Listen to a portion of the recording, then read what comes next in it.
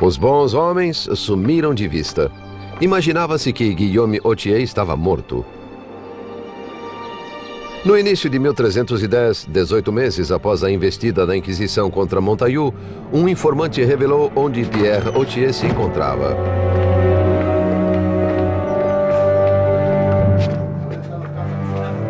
Como um bom homem cátaro, ele era um dos mais valiosos prêmios para a Inquisição.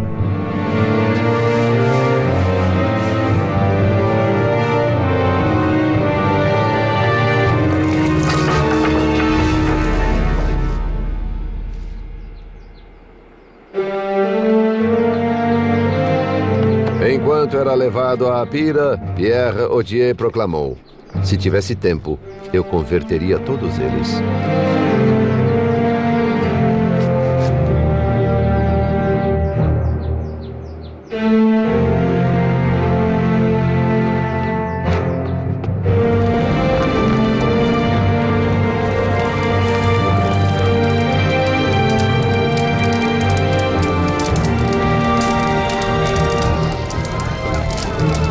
Até alguns aldeões ajudaram a alimentar o fogo, de modo a provar sua lealdade diante da Inquisição.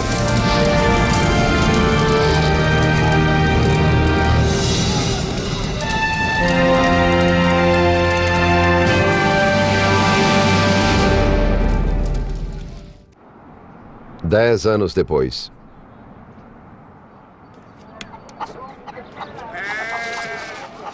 Em 1320, o ritmo da vida rural havia sido retomado pelas 40 famílias de Montaillou.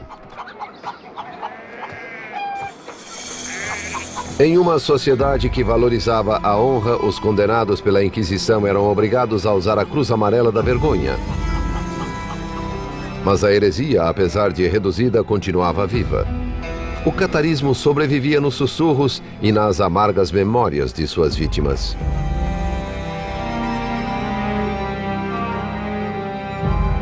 Alguns poucos bons homens eram vistos e escondidos pelos aldeões.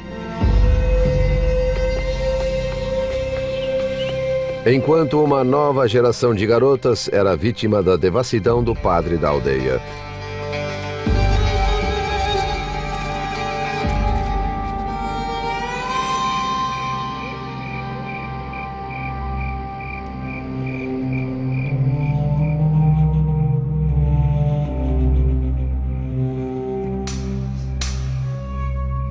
Padres ambiciosos descobriram que podiam fazer o próprio nome, além de uma carreira lucrativa, participando da Inquisição. Um deles era Jacques Fournier, um padre educado em Paris. Ele foi apontado bispo da região em 1317, depois de revisar os arquivos de Bernardo Guidones, elaborados na aldeia de Montaillou 10 anos antes. Fournier suspeitou que o lugar ainda estava infestado. Ele reabriu a Inquisição e convocou os homens e mulheres de Montaillou para uma nova etapa de interrogatórios. Entre 1318 e 1325, Fournier investigaria 98 casos de heresia e conduziria 578 interrogatórios de acusados e testemunhas. Caso a caso, casa por casa, alma por alma, ele destruiria a teia oculta de heresia que envolvera Montaillou durante 5 gerações. Mas Fournier não era apenas um dedicado cruzado. Revelou-se um meticuloso guardião de informações, obcecado por documentar seu lugar na história.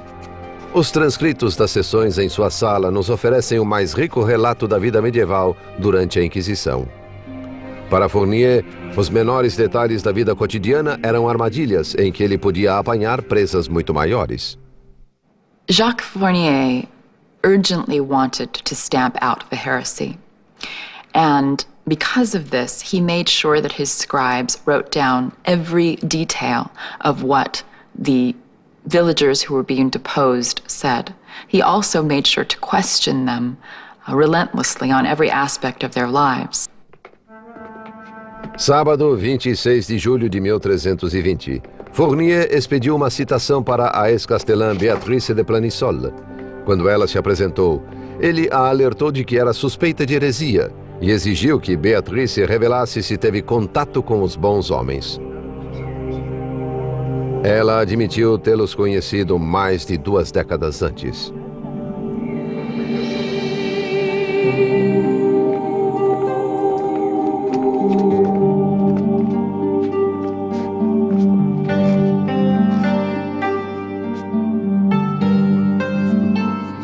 Eu tinha apenas 17 anos quando vi Pierre Gaultier exercendo sua profissão como tabelião.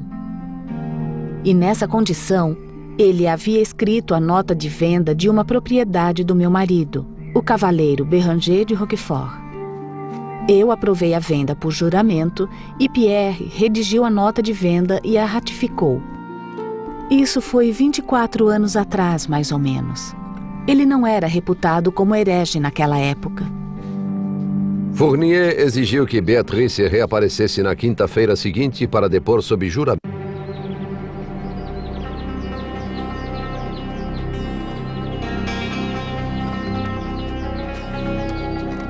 Temendo um novo encontro com Fournier, Beatrice fugiu, acompanhada de um jovem padre que se tornara seu amante.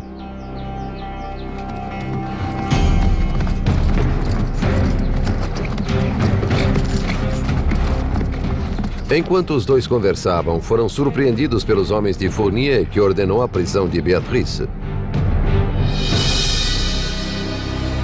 Dos transcritos de Beatrice de Planisol.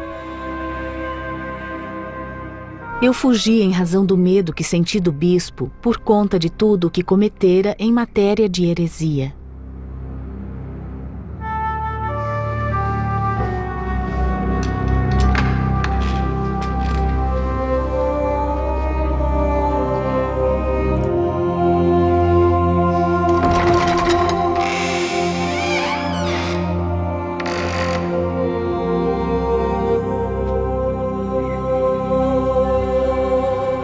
Para Pierre Clerc, era um dia para esquecer sua piedade e ameaçar aqueles que conheciam seus pecados da carne, de modo que não os revelassem.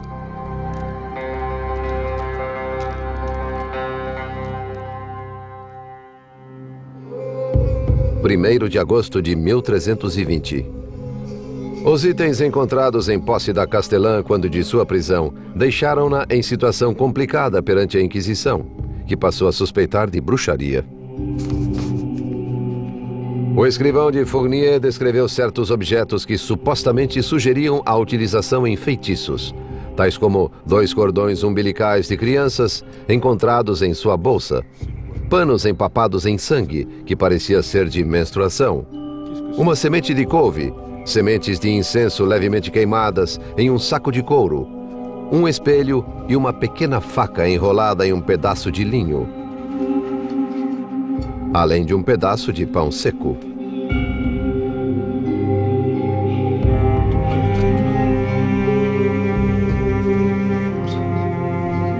Beatrice se defendeu explicando que os itens exóticos eram medicamentos populares.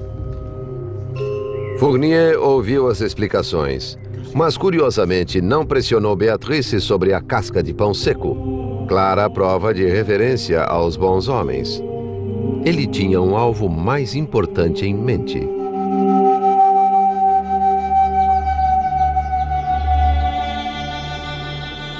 Fournier mandou que Beatrice fosse presa na torre. Desta vez, não haveria fuga.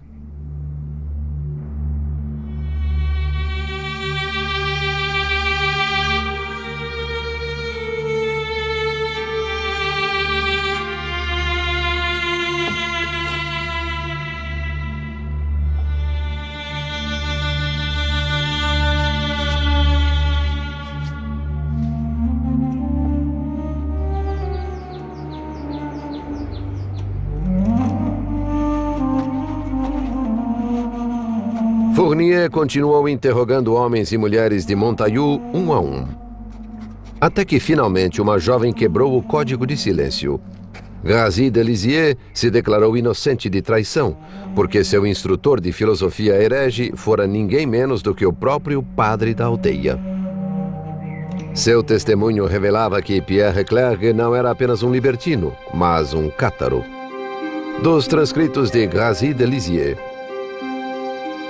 Ele tirou minha virgindade na granja onde a palha é estocada, mas não me violentou de modo algum. Passou a ver-me sempre desde então. Eu não ficava com a consciência pesada por ter dormido com o padre, porque era agradável para nós, para ele e para mim.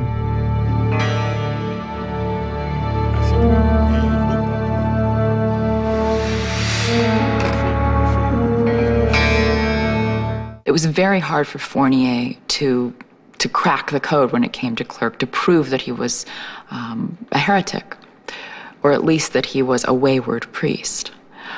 When Grazida finally spoke about her affair with him, and more importantly, spoke about how he had rationalized the affair to her, how his heretical ideas about sex, about God, about confession, about adultery, this opened the way for Fournier, and he was able to press Beatrice.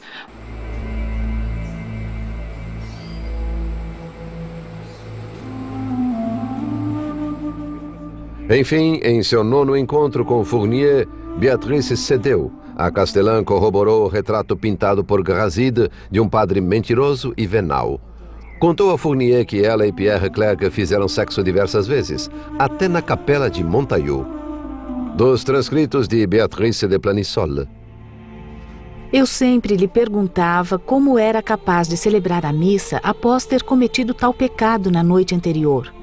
Ele respondia que a única confissão que vale é aquela que fazemos a Deus, que conhece o pecado antes de ser cometido e é o único que pode absolvê-lo.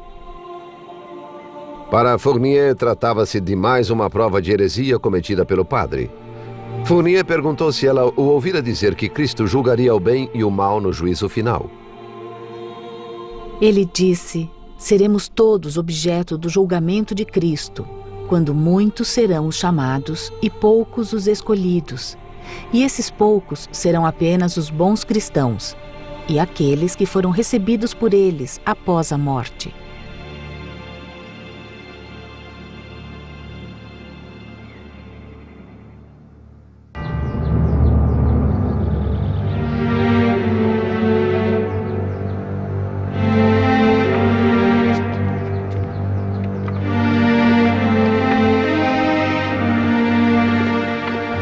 Domingo 8 de março de 1321. Cemitério de Saint-Jean-Martyr, perto da muralha de Pamiers, o mais infame pedaço de terra em Languedoc durante a perseguição de Fournier. Tratava-se do lugar onde os penitentes eram levados para a condenação.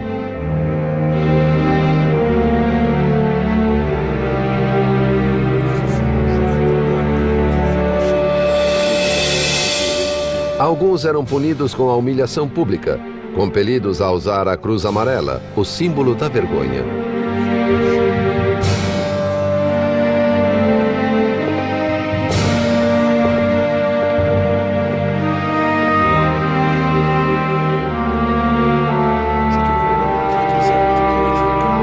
Outros, como Beatrice, eram condenados ao confinamento, acorrentados e alimentados apenas com pão e água.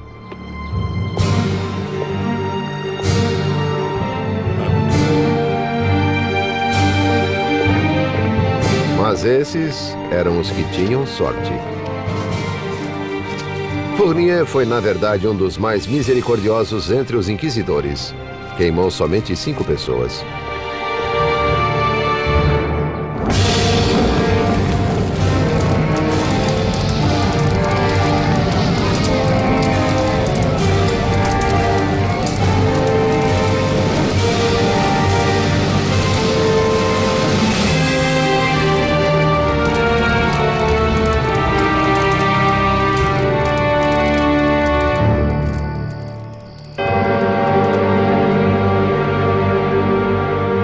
Body, after all, in medieval thought was really not very important. It certainly wasn't important to the Cathars, and it wasn't very important to devout Catholics. It was the soul that was important.